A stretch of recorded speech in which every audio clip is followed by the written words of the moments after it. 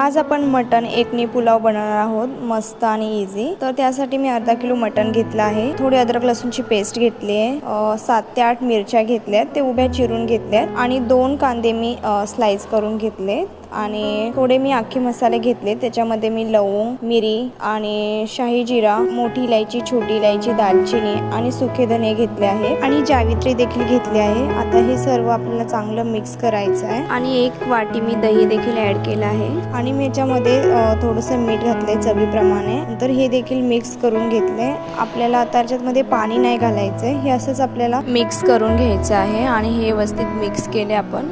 आता मी याच्यात 3 ते 4 शिट्ट्या काढून घेणार आहे। 4 शिट्ट्या आपल्या झाल्या आहेत आणि याच्यात मी आता थोडंसं म्हणजेच 1 ग्लास मी पाणी घालते। 1 ग्लास पाणी घालून आपल्याला याच्या फक्त 2 शिट्ट्या काढून घ्यायच्या आहेत, म्हणजे आपलं जे मटण आहे ते व्यवस्थित शिजेल। तर आता मी झाकण लावते, गॅस चालू करून हे आपलं जे कुकर आहे ते ठेवते आणि मी कोलमचे तांदूळ घेतले आहेत। तर ते मी 1.5 ग्लास तांदूळ घेतले आहेत। आता हे आपल्याला चांगले स्वच्छ धुवून घ्यायचे। मी 2 पाण्याने हे वॉश केले आहेत आणि आता थोडेसे मी भिजत घातले ते आणि आता मी एक टोप घेतलाय, त्याच्यामध्ये 2 ते 3 चम्मच मी तेल घातले आणि आपण जे स्लाइस केलेला कांदा आहे तर हे 2 कांदे मी स्लाइस केले होते, ते मी 2 कांदे याच्यात टाकले। हे आपल्याला चांगले व्यवस्थित फ्राय करून घ्यायचे आहेत। आपण तुम्ही बघू शकतात मटण देखील आपलं चांगलं शिजलं आहे आणि एकनी देखील झालेली आहे। तर मी याच्यामध्ये कांदा फ्राय झाला, त्याच्यामध्ये मी अगोदर मटण टाकून घेतले सर्व। हे आपल्याला चांगलं मिक्स करायचं आहे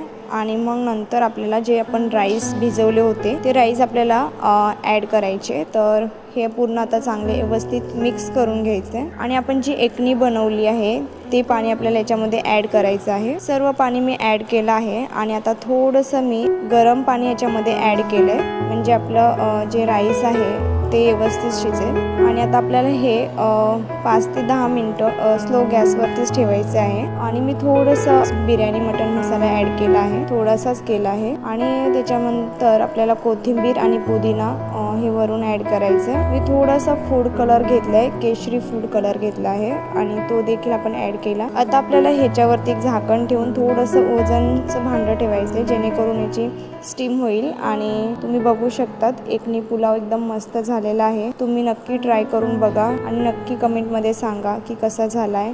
लाईक, सबस्क्राईब आणि शेअर करायला विसरू नका। बाय।